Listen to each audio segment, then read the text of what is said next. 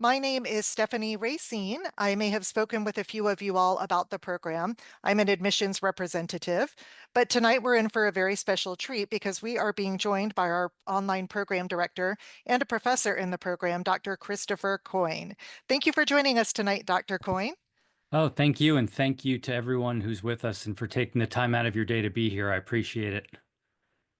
Yeah, so just taking a look at tonight's agenda, we are going to learn a little bit more about Dr. Coyne. We're going to learn about the Masonomics tradition. We will learn about the value of economics. We will learn about the curriculum details, the faculty, how the online classroom works, the admissions requirements, and then, of course, we will answer all of those questions. And as I mentioned before, you are welcome to participate. So just use that chat feature along the black bar at the top or bottom of your screen to type in your questions.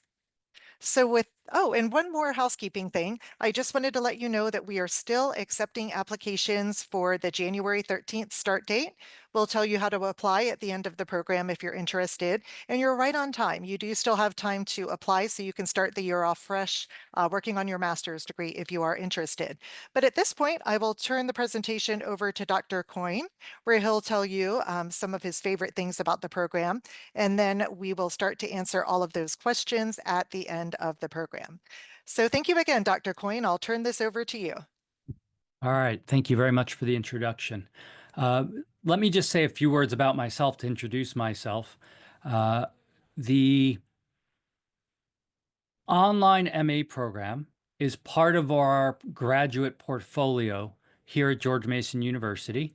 We offer a economics undergraduate degree, master's degree, and that master's degree takes on two modalities. One is online, which is what we're discussing this evening. The other is on the ground. And then we have a PhD program in economics as well, which is on the ground and in person.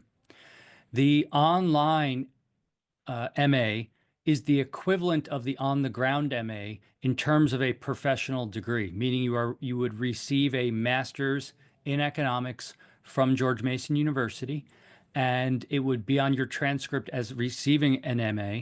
It would not does not demarcate it in any way on your transcript in the diploma on the diploma or any other way that it was online. So this is not distinct from the in-person on the ground degree in terms of the quality and integrity of the degree. The only difference is the modality, and I'll say more about that later.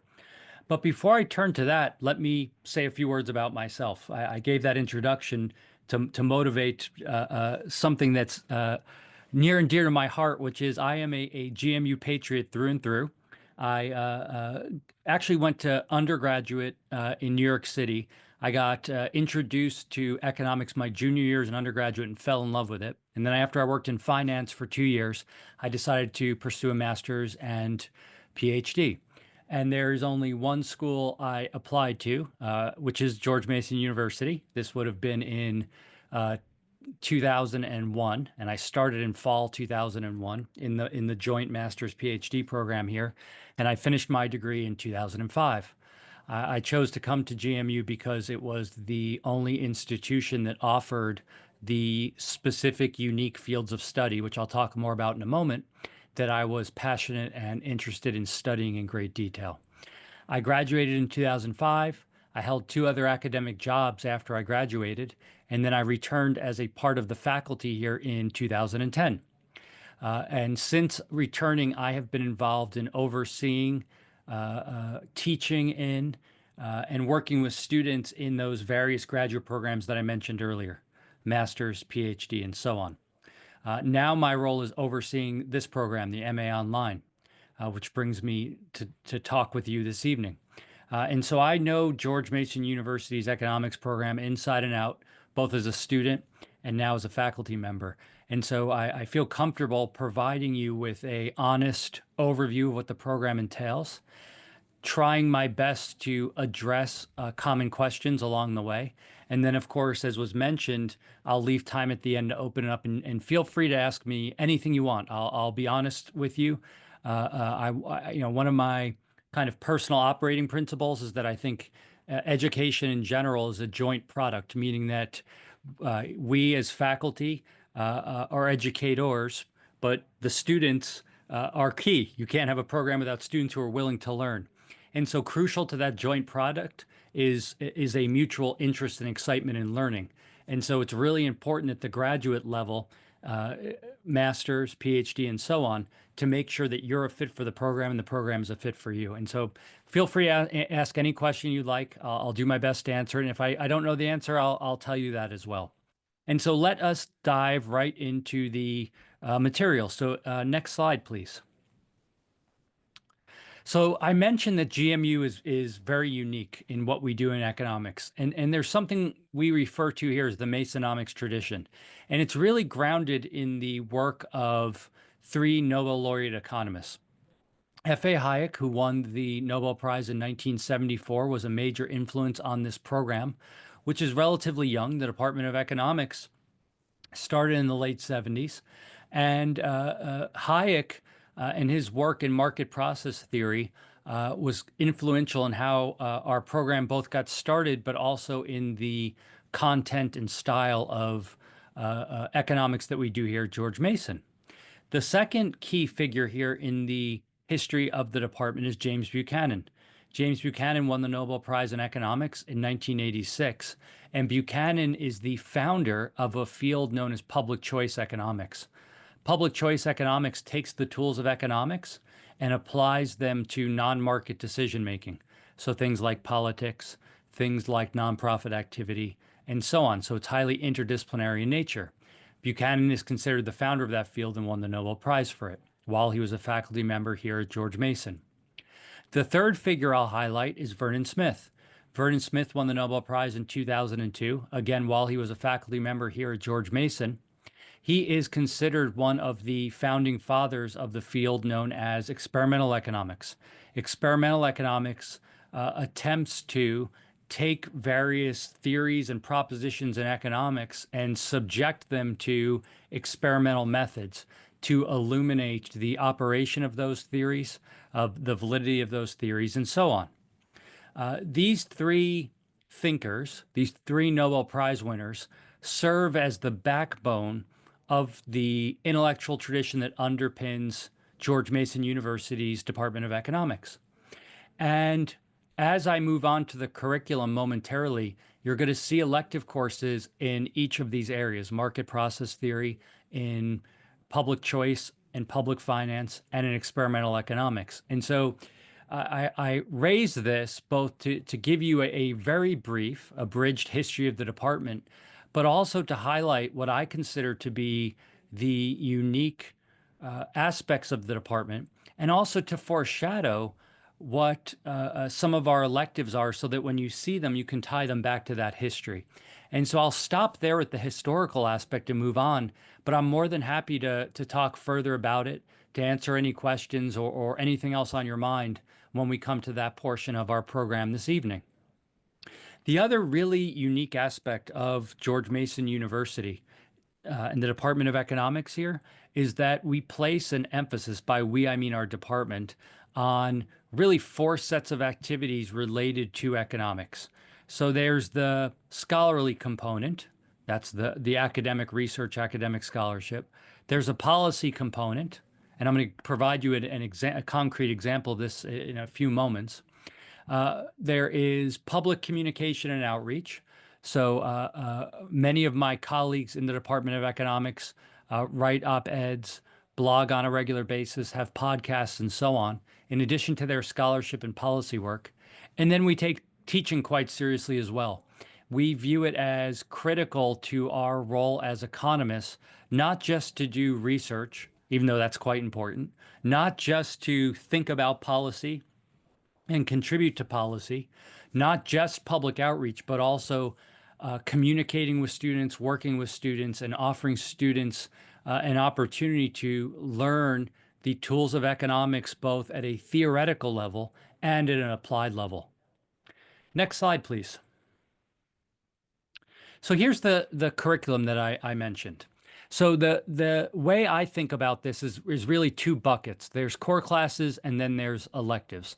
And the core classes are standard core economic classes. If you looked at most master's degrees in economics, you would see something equivalent to this, either exactly parallel to it or very similar to it with maybe one or two marginal adjustments. And so you have math econ, you have two micro theory courses, micro one and micro two, one macro theory course, and one applied econometrics course. All students in the program take these core classes. They are 3 credits each, so that's 15 credits worth of classes. The master's degree is 30 credits total, so the core classes constitute half of that degree, 15 of the 30 credits. That is the same exact structure as the on the ground program. So our on the ground students also take those same core classes. Then you turn to your electives. And let me work here in reverse order, meaning let me start at the end of the program and then back into the electives. And what I mean by that is the other required class is a capstone course. That's the bottom line there in the bottom portion of the table. The capstone course is the last course you'll take. Everyone takes it. And it is a summation of everything you've learned in the program and it's meant to tie everything together. And this is the one difference in the curriculum between the online program and the on the ground program. And I raised this because sometimes people look at our website and they're looking at the on the ground program and they see similarities all the way down until this point, and then they get a little bit confused. So I wanted to raise it for the purposes of clarity. Our on the ground students take an exam. They take an exam called the comprehensive exam that tests them on the knowledge of the micro and macro theory in the core. So they take that at the end of their first year. For the online students, for the online program, the program that you and I are discussing this evening, we replace that exam with a capstone course. And so there is no comprehensive exam for the online MA students, but they are required to take this course to demonstrate their knowledge of what they've learned in the course, both theoretical and applied. And I won't say more about that for now, but I'm happy to do so during the Q&A. So if we have 5 core classes, one required capstone, that's 6 classes out of 10, which leaves 4 electives. Those 4 electives, and all these classes are 3 credits each. That's uniform across all MA classes. The electives are your choice. And so you need 4 of them, and you can choose from 6. One is causal inference. Causal inference is a statistics course. So for those of you who are interested in developing, honing, ramping up your statistics skills, you might choose to select that course. You would have had applied econometrics, Econ 535 as part of the core, and then you also might choose the causal inference class as well. Others might choose comparative economic systems, which covers topics like development, institutions, and so on. Experimental economics, I mentioned when I was going over the Masonomics tradition, that relates to issues of understanding experiments both at a theoretical and an applied level. Gender economics explores the various aspects of gender through the lens of economics. And I should mention that the economist Claudia Goldin won the Nobel Prize just a year ago, or 2 years ago, pardon me, for her work in gender economics. And so this topic is a growing one in economics. And if it's something that interests you, there would be the opportunity to pursue that. Market process economics is another option. That's what I mentioned earlier when I was discussing F.A. Hayek. That focuses on things like the nature of markets. It contrasts different economic systems, capitalism, socialism, the mixed economy, and so on. It discusses things like entrepreneurship, the nature of capital and production, and so on. And then the final option for electives is public economics and public choice. And that's getting at the issues that were related to my discussion of James Buchanan on the prior slide. Issues of using the tools of economics to critically analyze decision making in non-market settings, including politics, and so on. And so there is an opportunity for you to take different courses depending on your interests. And so the way to think about this is that you're getting a core in micro and macroeconomic theory. You're getting a core class in applied econometrics. And then from there, you can design your path, if you will, to best meet your needs and goals. The other thing I should just mention, or two things I should mention, in terms of the structure of the core, the math econ class is the first class you will take once you're in the program. There is a online math camp that will have access to the materials when you register for classes if you need to brush up on your math. And then you take Math Econ first and then transition into Micro 1.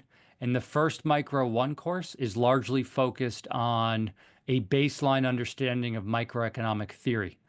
Then when you move into Micro 2, Micro Theory 2, it combines aspects of the math class and the Micro 1 class. So you have the math, the theory in Micro 1. Micro 2 combines those together in order to provide you a comprehensive integration of both of those aspects.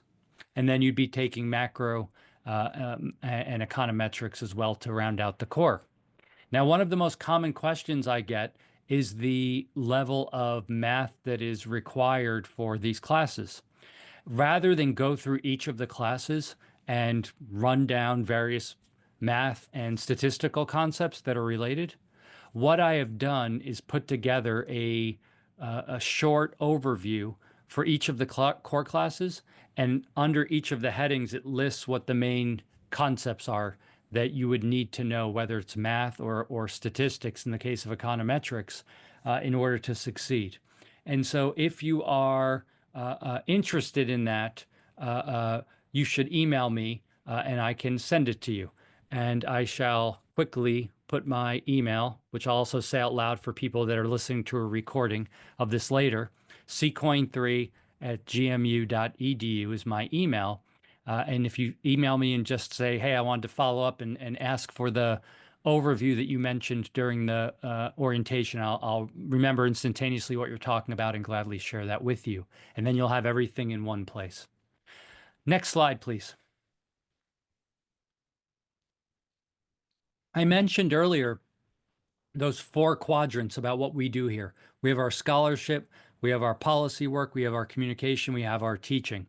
I just wanted to give you a few examples. And this is a very small sample, but it's an illustrative sample, which is why I want to highlight these features. And again, if people have other questions, or if you might be familiar with some of my colleagues from following them online, and you want to talk about any of it, just raise it during the Q&A and I'll gladly do so. My colleagues Tyler Cowan and Alex Tabrak run the blog Marginal Revolution, and they also run Marginal Revolution University, which is an online economics curriculum. Marginal Revolution is one of the most, if not the most popular economics blog that there is. And if you don't follow it, I suggest that you take a look at it and perhaps follow it on a regular basis. Tyler and Alex are masters at presenting economic concepts in a distilled and accessible form by commenting on current events, by distilling down recent research in economics and in other fields I should mention. And it's a nice way to get exposed to a wide range of topics, concepts, and to see how economics can apply to a range of current events. To the right of the Marginal Revolution header is a book that was written by my colleague Peter Betke with two co-authors, and it's called Public Governance in the Classical Liberal Perspective. And Pete, and I should mention, Pete designed the comparative economics class that is in the curriculum for this program. I highlight this book because it's highly interdisciplinary. It's an economics book, but it is really on public administration, on political science, but it's using the lens of economics. And so for people in the program that are interested in things like public administration and so on, my colleagues are well versed in those issues. And again, the way we think about things here at GMU as a faculty is highly interdisciplinary. Nothing is off limits. We don't view economics as a narrow a field that only a few specialists can understand and access. We don't narrowly focus on theory to the point that there's no application at all. We also don't focus purely on application to the extent that there's no theoretical framework for you to understand the world. We try to strike the right balance between theory and applied work. The final example I want to give you, which is towards the bottom of the slide you're looking at right now, is by my colleague Thomas Stratman. Thomas Stratman designed the causal inference class and the public finance, public economics, public choice class I mentioned earlier. And he has done significant work in the area of what is called certificate of need laws. And if you don't know what certificate of need laws are, they are laws that require approval in order to open healthcare facilities. And one of the basic but extremely important insights of economics is that when you raise the cost of opening new facilities, establishing new organizations, whether they are private businesses, public businesses, healthcare businesses, and so on the margin, you're going to get fewer of them. Thomas Stratman has taken this academic research and has used it to engage policymakers. This header I pulled is from a short piece that summarized testimony he gave to the members of Georgia's House of Representatives. And so you can see how there's this interplay I was talking about earlier, pardon me. There's the academic research, but also that academic research, which is applied in this case, has implications for the real world well-being of our fellow human beings, in this case with access to healthcare. And Thomas has been able to do the academic scholarship, but then take that and transition and leverage it into policy discussions to inform those discussions. And so it's a nice example, I think, of the point I was trying to make earlier about not just those four quadrants standing individually, but also the interplay between them. Next slide, please. So let me say a little bit about the classes themselves, because this is some of the common questions I get. And let me that's me there in the upper corner, and my colleague Joanna Mullerstrom in the bottom corner, and I'll say more about those specific classes in a moment. But let me step back and say, kind of a bird's eye view of the program itself. And I mentioned that the online MA and the on the ground are similar in terms of their structure. I mentioned one of the key differences, which is on the ground comprehensive exam, online economic capstone. There's one other big difference, which I'd like to mention to you, which is modality. Modality being the mechanism of delivery of the educational content to the students. And the on the ground program is synchronous. It is face to face. It is class meetings. It is a regimented fixed schedule. So you're on campus for a certain number of hours. The benefit is you get that face-to-face interaction and the delivery in the traditional classroom setting. The downside of that for some students is that you lose flexibility. You lose the ability to shape and control your schedule, whether it is for professional reasons, whether it's for personal reasons, or other obligations which constrain your availability with that fixed class time. The online program is what is known as, or delivered through a mechanism known as asynchronous education. Asynchronous means that it is not face to face, meaning that there is not a set time. It's not like there's a class every Tuesday from 7 to 10 p.m. That's when our on-the-ground classes are offered, 7 to 10 p.m. for core classes, for instance. There's nothing like that. There are modules, and those modules for each week contain the relevant information. There's deadlines. It's not that you can do anything anytime you want, but there's flexibility built in. There's flexibility built in to meet the needs of students to customize their schedule. There's instructors, so there are instructors for the courses. Those instructors are available to you, whether by email, by Zoom. Some of them hold optional office hours, meaning that they'll set fixed hours on Zoom. Others do it by appointment. It varies from instructor to instructor, but there is no fixed obligation where you have to be online every single week at a point in time. And one of the reasons many people select into this program and this modality is precisely because it offers them that flexibility with everything else they have going on in their life. So for some people, it's a geographic constraint. They can't move to Northern Virginia, which is where we're based in person at George Mason University. They have professional obligations, personal obligations, time zone issues, all different kinds of various constraints I've experienced with students in this program who appreciate the fact that we have that flexibility built in.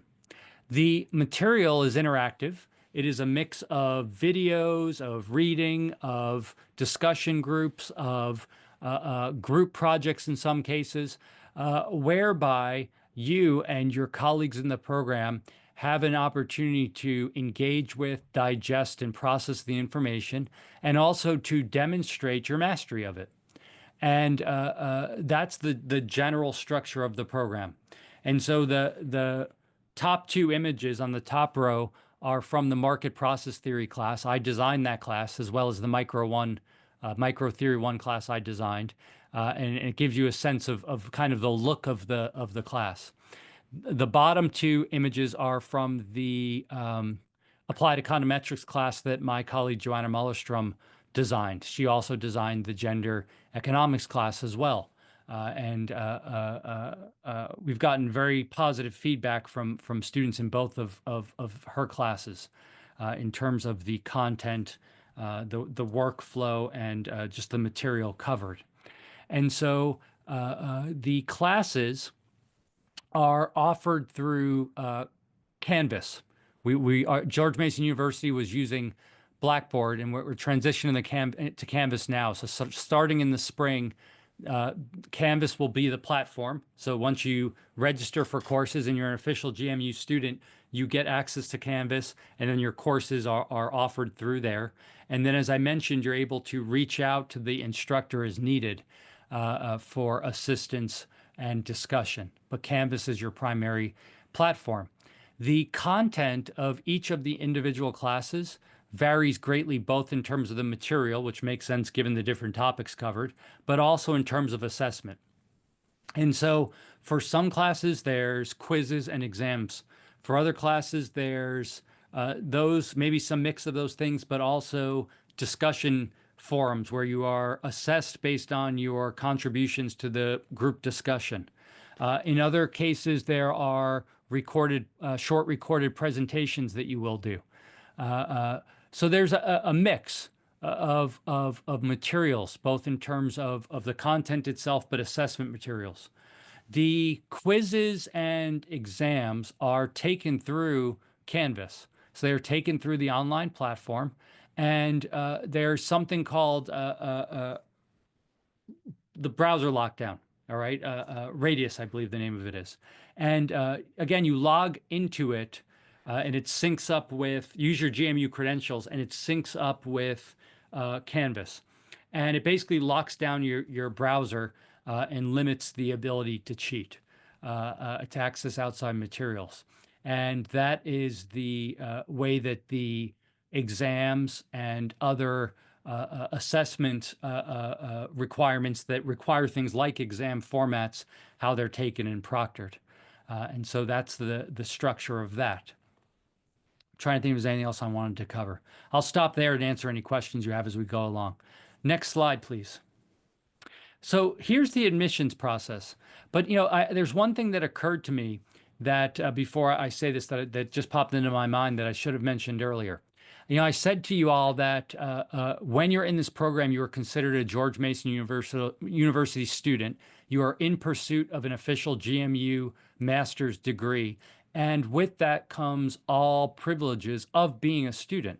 So, of course, presumably, if you're online, you're not going to be here in person, but you still have access to GMU services. So what do I mean by that? You have access to the GMU library. And of course, as you all know now, there's a physical library here, But even for those of us who are physically sitting here, we access almost everything online. I rarely leave my office to access books, journal articles, and so on. They're all available online. And you too will have the same privileges. You will have access to career services. Now, you'll have to do it remotely, of course, unless you're in the area by chance, but you will have access to those services as well. And so I wanted to mention that to again make clear to you that this program is viewed as being equal to and part of the GMU community. You are part of the broader university community, you're part of the department community, and you are treated as such. Again, the defining feature of the program being that you're not here physically in person. And so to the extent there are constraints, that's what they are. Now, you can see the general kind of timeline here, if you will, or steps, perhaps is the better word I should use to apply to the program. And let me just say a couple things about things that kind of common questions I get related to this. And again, I'm happy to answer any I don't answer here that you want to discuss or further clarify things I do say to you. And I want to focus on nodes 3 and 4 before moving down to those suggested courses. Node number 3 is 2 letters of recommendation. And so one of the most common questions I get is, well, who should I get to recommend me?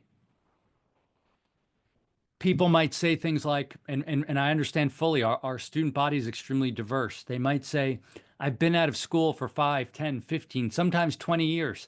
I don't have contact with my undergraduate professors. So what do I do? And don't be concerned about this. My general advice is to select people who can recommend you, who can speak to your skill set, your capabilities, your drive, your ambition, your aspirations to succeed in graduate school. That can be colleagues, that can be someone from your community, as long as it's a legitimate person that can speak to the things I just mentioned. I've seen a whole variety of different letter writers. And what we're looking for here is indications of your ability to succeed and fit for the program. We want you to be happy. We don't want you to join the program if you're not going to flourish and succeed. And so that's how you should think about that and understand it. Same thing with the statement of purpose. Think about the statement of purpose, which is usually a page to 2 pages typed. Think of it as your opportunity to talk with us. So imagine you were having a conversation with me and I said something to you like, why do you want to come to this program? How will the program benefit you? And how will you benefit from the program? And you had to answer that. What would you say? So you could talk about your skills, your interest in our program. Why are you interested in particular things? So we have a lot of students come in that have some pre-existing interest in one of the fields I talked about earlier. Others are just interested in economics in general, and that's all fine and good. And then talk about your aspirations, what you hope to do in your career, what you hope to achieve with the degree, and so on. And so use that as an opportunity to have that conversation, to just lay out your trajectory. Another related question I get on this, so I'll mention it now, is we've had people come in who have very low undergraduate GPAs.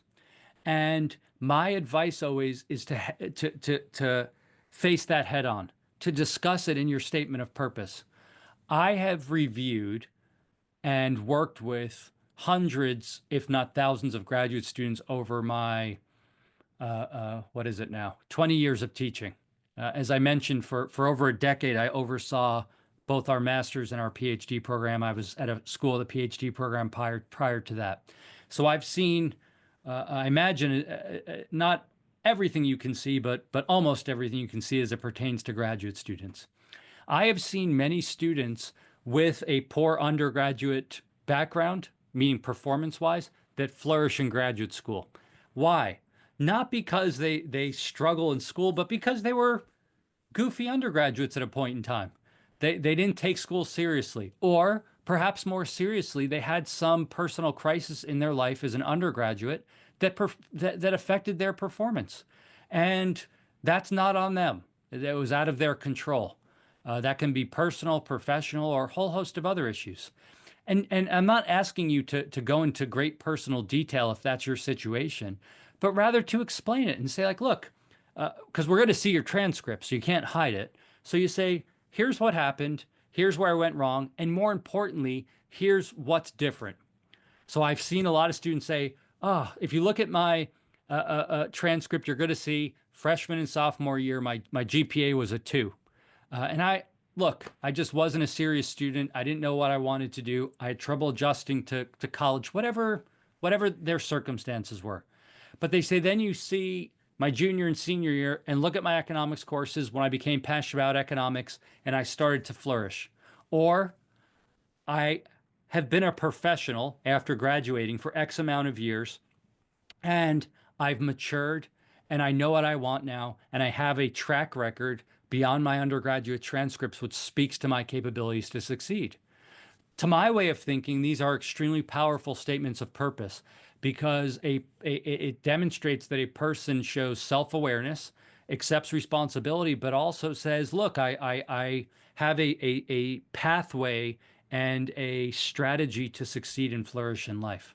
And I say this both as a piece of advice for writing the statement of purpose, but also as a word of encouragement to those of you who, for whatever reason, might have a relatively low undergraduate GPA. It is not in and of itself going to disqualify you from applying.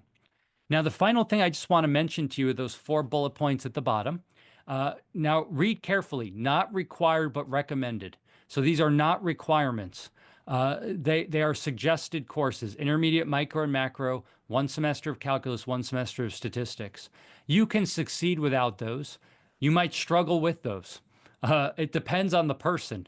As I mentioned, I've put together an overview of more specific math and statistic concepts in the classes. So if you email me at the email address in the chat, I'll send it to you, ccoin3@gmu.edu. But I wanted to mention that. The final thing I'm going to say to you before I open it up for Q&A is this. Our student body, as I mentioned, is highly diverse. It is diverse in terms of backgrounds. It is diverse in terms of people's goals and aspirations. It is diverse in terms of where people are in their lives. We've had everyone from people that want to pursue a PhD in economics to people that are in nonprofits, to people that are in for-profits, to people that work in international agencies, to we've had even 1 or 2 high school teachers who teach AP economics and wanted to pursue a master's degree to supplement their knowledge of the field that they teach in their high school where they're employed. And so we have a extremely wide kind of sample or base, if you will, of student experiences, backgrounds, interests, and goals. There's no single profile. That also then maps into what people do with the degree after they're done. There's no 3 jobs I can give you. It is extremely diverse. I've seen people come into the program who are in a career that they love, but they want to move up and they feel that the master's will help them do so. So they're working and they're geographically remote, and the master's program, the online modality fits them quite nicely. We've had others who want to switch careers and they think that pursuing a master's is a first step to that. And as I mentioned earlier, we have others who perhaps didn't do very well undergraduate, but want to pursue a more advanced degree and are using the MA as a bridge between undergraduate and the pursuit of a PhD. None of these is a limiting strategy or the only strategy or the right strategy for everyone. It really depends what you want. And if you have any questions related to that, I'll do my best to answer them. But oftentimes my answers to these career questions are quite broad, precisely because economics degrees are quite powerful that way, but also because what path you want to pursue is quite specific to the person. And so with that, I don't know if I think that is the last slide, but if we could check.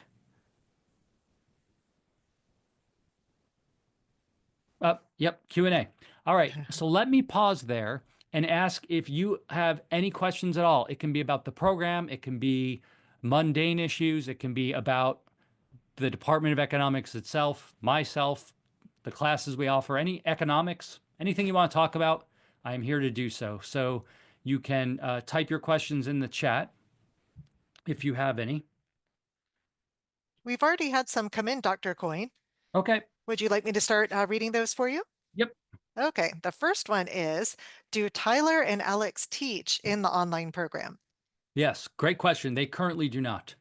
They do not, and they don't teach. By the way, they don't teach in the master's program on the ground either. They teach. Let's see. They teach principles to freshmen and PhD level classes. That's what both of them teach. And so currently they do not teach master's classes.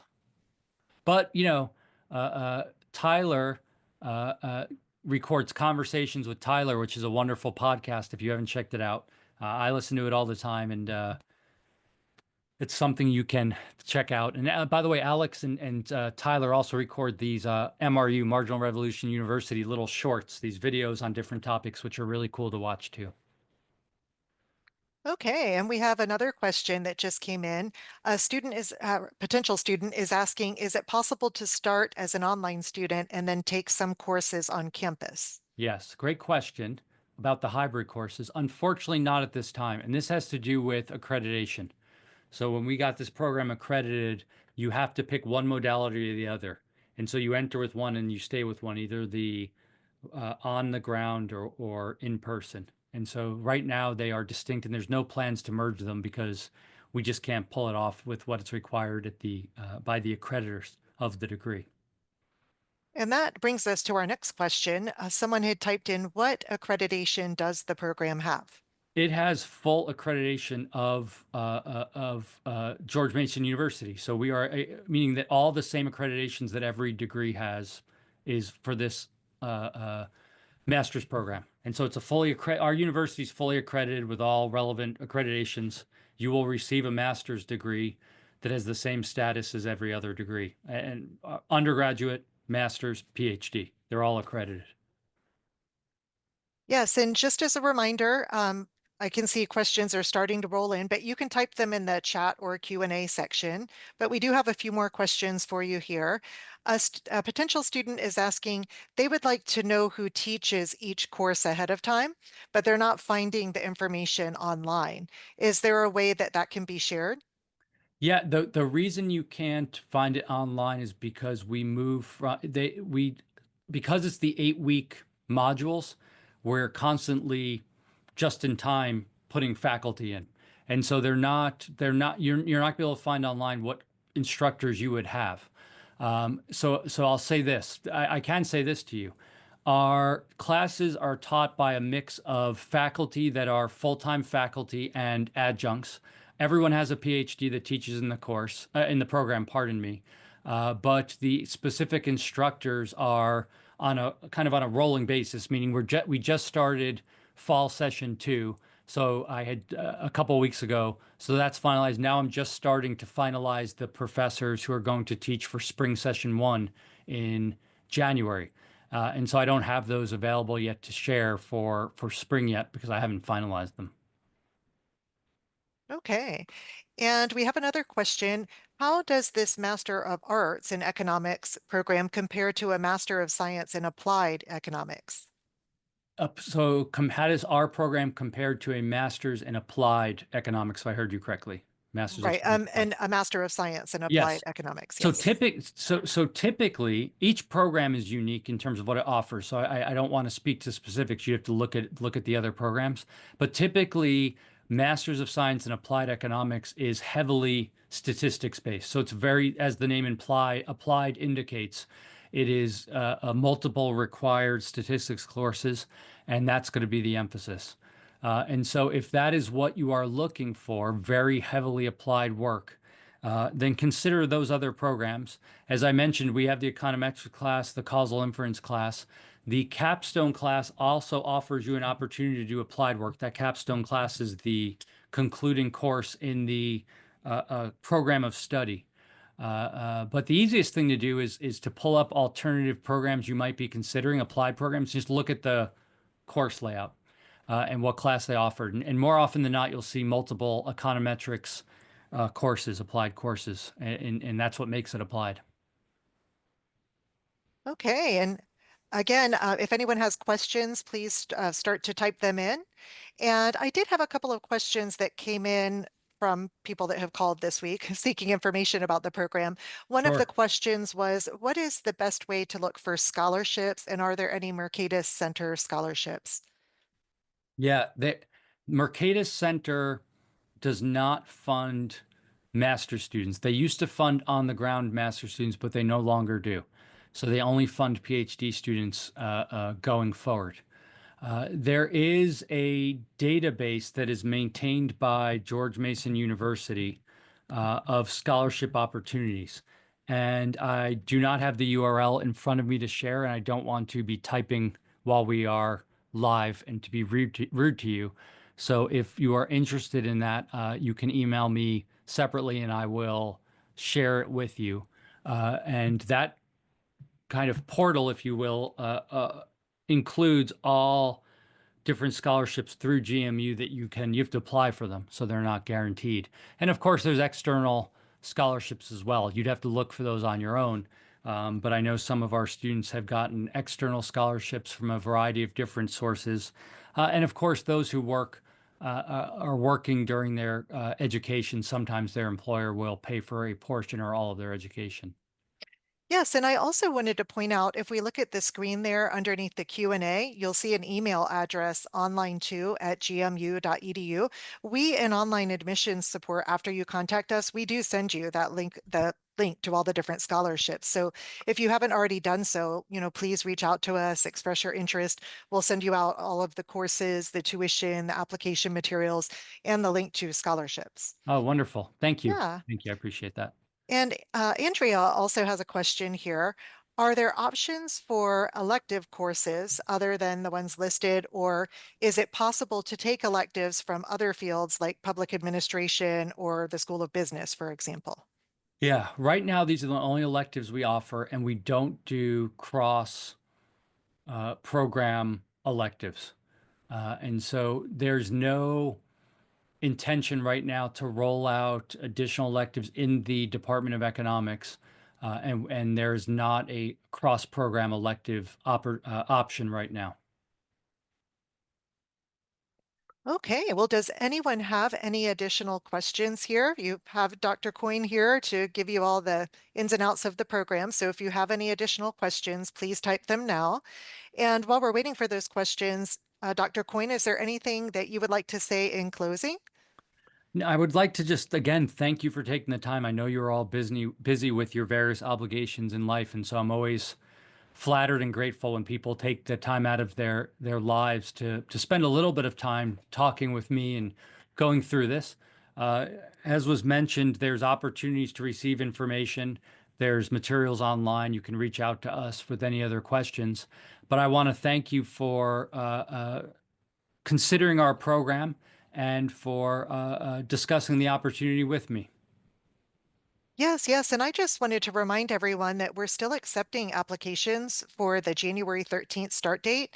I know a lot of us may remember applying for undergrad and thinking it would take weeks and weeks, but these days, most things are handled electronically, including the transcripts. So it really is possible to complete your admissions file on time.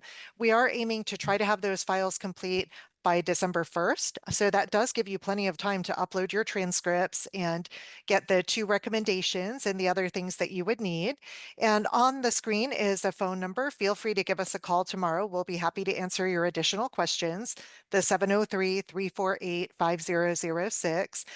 You can email any specific questions to online2@gmu.edu. And I know Dr. Coyne also posted his email address in the chat.